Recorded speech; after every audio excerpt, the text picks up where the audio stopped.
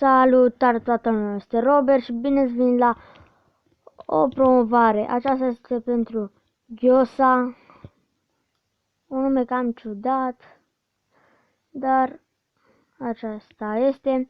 El postează fotbal, am văzut intro-ul, mi-a plăcut și am zis să-mi facă și mie unul și mi-a făcut.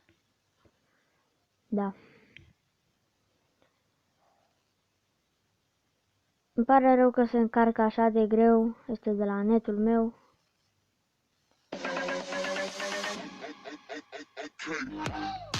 Îl vom da de la cap.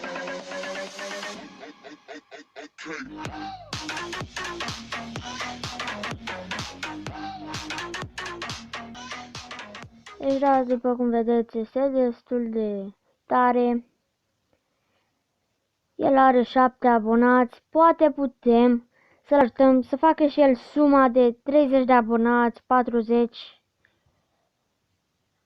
Eu sper că îl putem ajuta să facă această sumă. O să aveți un link în descriere de la intro-ul lui. De acolo duceți la el pe canal și vă abonați. Nu uitați să dați like, să vă abonați. Pa!